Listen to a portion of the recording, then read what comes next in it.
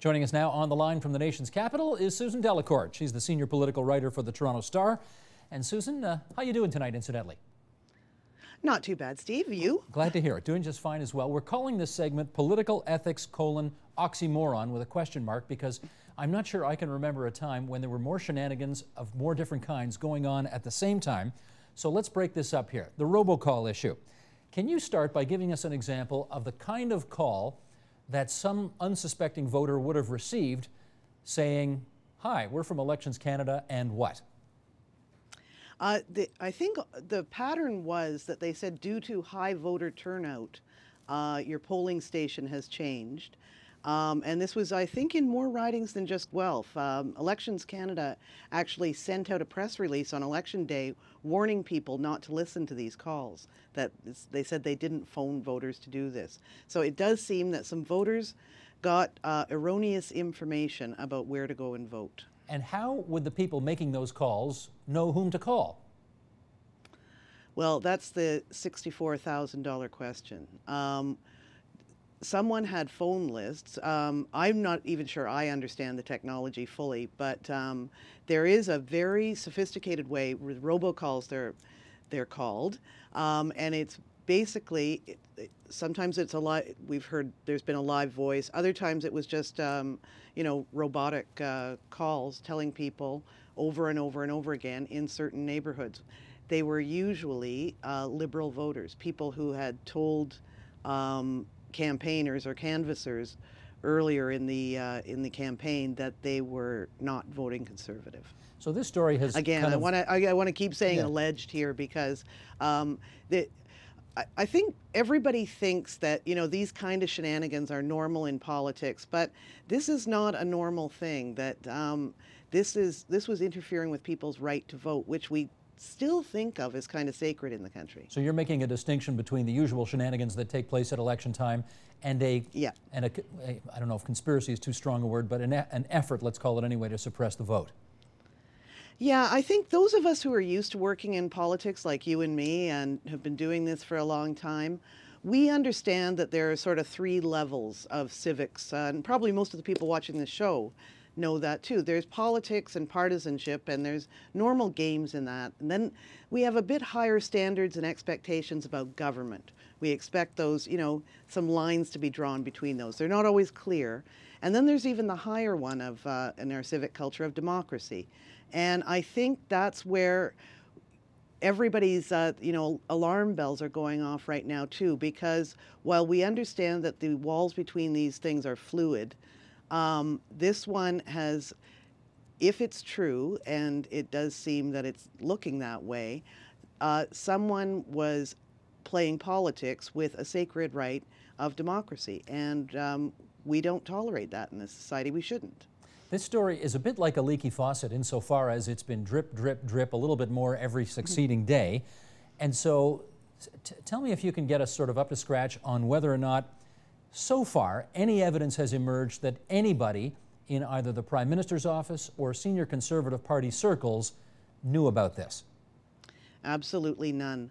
I spent last weekend at the Manning Center on Democracy, and there were a lot of senior Conservatives there, a lot of people who are normally in the background, and a lot of the people who work at these campaign polling and research firms. I have heard no evidence that anybody that senior was involved. It would be highly unusual. It would be it will be just plain illegal.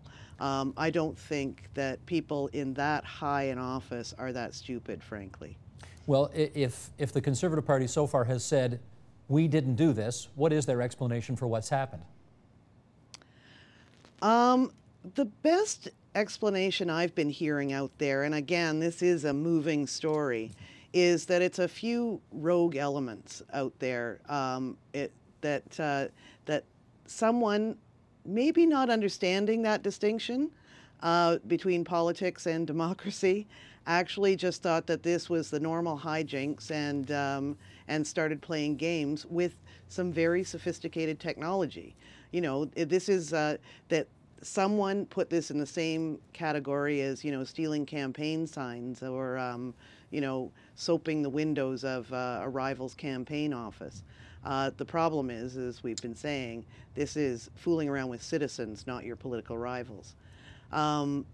It could be that what would be worse would be if they did know that they were doing that, they knew that this wasn't just a prank. Okay, my suspicion is that some people are inclined to believe this story, that there was some Conservative Party involvement because of some prior things that have taken place. And let's look at one of them right now in the Quebec riding of Mount Royal. Remind us what happened several months ago when the current Member of Parliament, who's been an MP there for many years, Irwin Cotler, was at the focus of something. What was that about? Irwin Cotler started to hear from his constituents after the election that they were getting phone calls from a firm saying that Mr. Cotler, there were rumors that Mr. Cotler was stepping down. There was no such truth to the rumor, and Mr. Cotler argued that this was interfering with his privileges as a member of Parliament to do his job.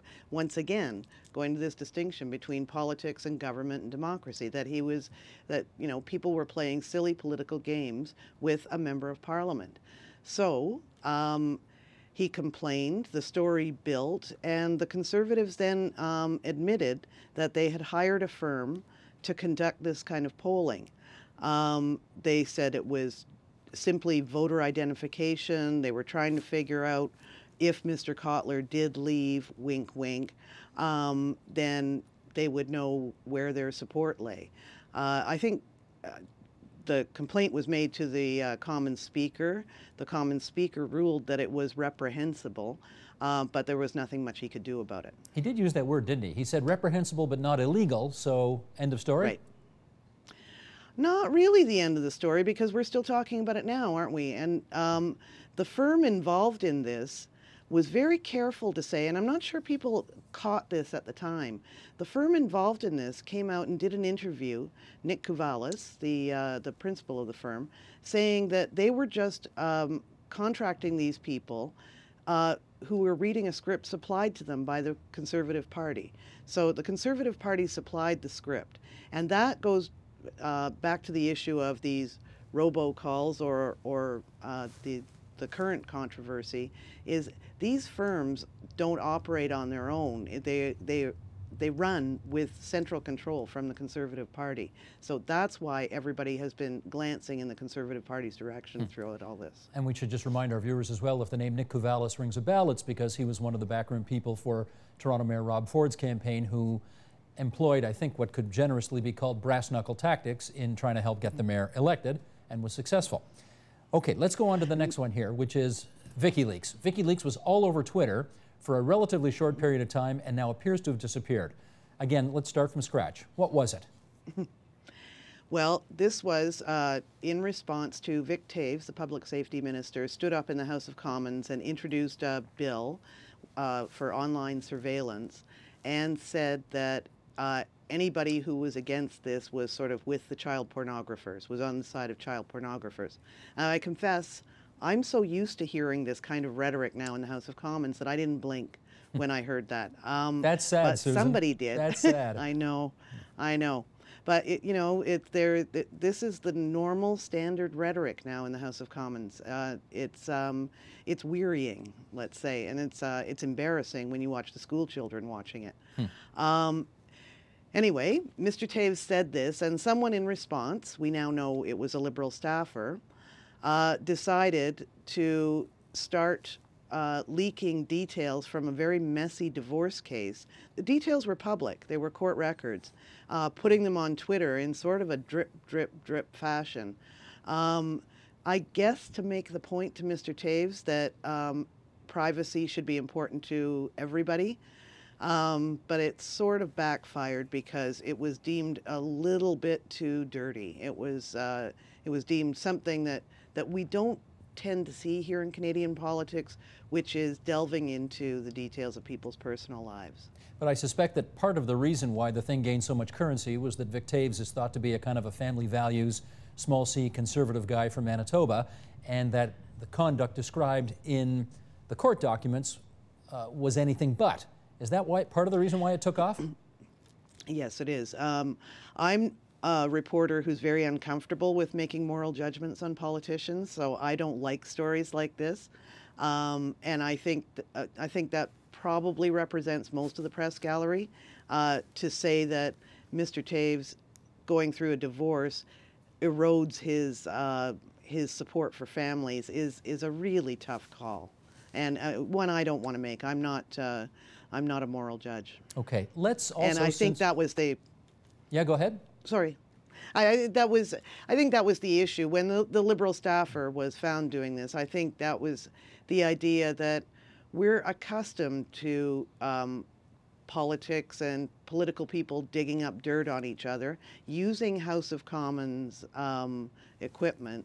But I think this was seen, and Bob Rae stood and apologized, and actually apologized to Vic Taves for his staff for doing this, because it may be a cause in vain, but I don't think we here in Canada really want to go down that road. Now, I asked this question about the Conservatives, so let me ask it about the Liberals as well. Is there any indication that senior Liberals would have been in on this, or are we reasonably assured that it was one lone angry wolf who was trying to get back at the minister? I think we can safely say that Bob Rae wasn't involved in it because he was very angry. And the Liberals had just thought that they were about to, make a real dent in the Conservatives' armor with the robocalls issue. So this, I don't think, the fact that it took away from what the Liberals were trying to do should probably indicate that this wasn't much of a plan. If it was a bad one. Right. And Susan, using your scale, that three-legged stool we talked about earlier, where it's partisan campaign stuff, it's governing stuff, it's actually fundamental to our democracy. The Vicky Leaks business, which one of those three legs of the stool, do you think this attacks? I still put it in the realm of politics, because I think, this is the kind of stuff that goes on a lot in politics. I don't think it took away any citizens' voting rights or our citizens' privileges. I'm sure Mr. Taves wasn't all that pleased about it, but I think it may have been messing around a little bit with government, but I don't think it approaches the levels that we're talking about with the robocalls issue, which is about democracy. Okay, let's, in our remaining moments here, get to the big nub of this thing, which is, Susan, why do people do this? Well, I think, there are a million reasons for this, but I think that I've been doing a book and doing some research into sort of political marketing over the last little while, and it's interesting to see what has happened in the last 30 or 40 years in politics. One, you've got a professional class of political operatives now. You have people who don't know how to do anything except be in politics. It used to be more that it was sort of a part-time occupation for people, or a part-time preoccupation for people. But you've got a whole professional class of people who've been borrowing some of the techniques from the United States and from the marketing world to ply their trade here. I think you've also seen the permanent campaign, that it used to be that people, downed their partisan tools in between elections and got on with the business of government and democracy. I think those lines have now blurred, and I think we see it on all sides of the debate. People using, normal things of government and democracy to play political games. And I think the biggest change we've seen in Canada, and I was actually surprised to see this, is the floating voters now, the volatility of the electorate, and the idea now that most people are not committed or engaged to politics. They're not interested, so that the tactics and the techniques have become all the more jarring and sort of rattling to try to get them interested. I interviewed Patrick Moutart, who's the big marketing genius behind the Conservatives, and he said quite bluntly a truth now in politics. Close elections are decided by people who know the least about politics. So people are using whatever tactics they can, and some of them are shock tactics, to get them interested in politics. Well, that's interesting. Is the assumption then by the permanent political class of people who do this during the permanent campaign, is the assumption that the Canadian people are so disgusted by politics or don't care about it that essentially we can get away with this? I think that's right. Some of it is hard reality, Some of it is cynicism, but I think, and again, none of those people are watching the show probably. That politics has increasingly become a dialogue among a very small, somewhat sophisticated group of people who think that everybody will understand that this is, the normal course of events, but it's not and shouldn't be. Take 30 more seconds and tell us about the book you're working on. Thanks for the plug.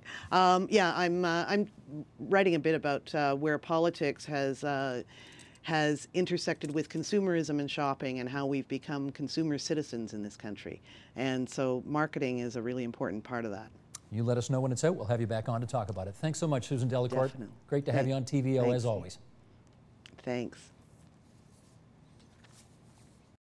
Support Ontario's public television. Donate at tvo.org.